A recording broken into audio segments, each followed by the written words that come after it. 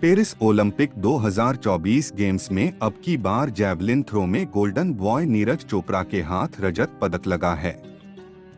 रुड़की के टोड़ा निवासी नीरज चोपड़ा के प्रथम कोच नसीम अहमद को बधाई देने वालों का तांता लगा रहा। लोगों द्वारा एक दूसरे को मुंह मीठा कराकर जश्न मनाया गया। नीरज चोपड़ा के प्रथम कोच नसीम अहमद ने बताया कि नीरज चोपड़ा एक साधारण परिवार से आते हैं, मगर उनका शुरू से ही जैवलिन थ्रो में रुझान रहा है। नीरज चोपड़ा पहले से ही खेल के प्रति संजीदा रहे हैं।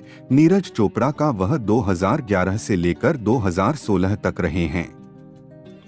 पेरिस ओलंपिक में नीरज चोपड़ा का परफॉर्मेंस बहुत अच्छा रहा है। हालांकि गोल्ड जीत न पाने का हमें मलाल है, लेकिन हमें संतुष्टि है कि नीरज चोपड़ा ने देश को सिल्वर मेडल दिया है। उन्होंने कहा कि आने वाले ओलंपिक गेम्स में नीरज चोपड़ा देश को एक बार फिर गोल्ड मेडल जीता कर देंगे, ऐसी हम आशा करते हैं।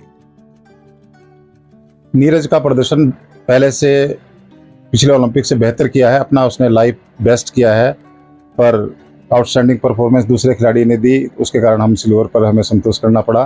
पर नीरज एज ए चैंपियन की तरह उसने कल अपना इवेंट किया था और हमें हमारे देश को फर्स्ट, इस बार हमारा कोई सिल्वर मेडल नहीं था, तो नीरज का आज भी हाईएस्ट इंडिया के अंदर मेडल रहा है, तो हमें सिल्वर मेडल दिया। उसके लिए नीरज को, पूरे देश को, सभी को बहुत बहुत बधाई मेरी ओर से।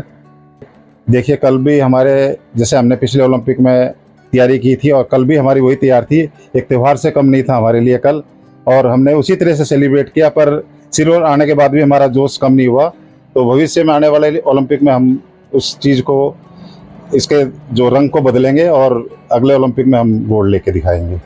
देखिए, पाकिस्तान हमारा एक तरह से नज़दीकी का मुल्क है और नदी में एक खिलाड़ी है। मैं तो एक कोच के नाते खिलाड़ी को खिलाड़ी की भावना से देखता हूँ। हार जीत, जब दो खिलाड़ी मैदान में जाते हैं, हार जीत चलती रहती है, पर हम अगले ओलंपिक में नदीम को भी दिखाएंगे कि आपने 93 मीटर के आसपास जेवलिन फेंका है, हम 95 मीटर जेवलिन मार के और न्यू रिकॉर्ड बनाएंगे। देखिए, मैं इसको राजनीति से नहीं जोड़ूंगा, उस लेवल पर बड़े राजनीति नहीं होती ओलंपिक लेवल पर। वहाँ कहीं ना कहीं जो हमारा सपोर्टिंग स्टाफ है या खिलाड़ी खुद, उसको सिंसियर होना चाहिए। मुझे जहाँ तक नॉलेज है, उन्होंने वेट कम करने के बाद थोड़ा इवेंट लड़ा था, तो पहले ओलंपिक में वेट एक बार होता था, इस ओलंपिक में 2 बार होता है, तो फोगाट को भी पता होना चाहिए था कि मेरा वेट होना है, तो उनको भी अपने प्रति ध्यान रखना चाहिए था। तो इसमें मैं तो नहीं समझता कोई राजनीति है, और राजनीति देश में चल रही थी, वर्ल्ड लेवल पर इतनी बड़ी राजनीति नहीं हो सकती। खिलाड़ी वहाँ सबके लिए बराबर है और रूल रेगुलेशन सबसे पहले हैं।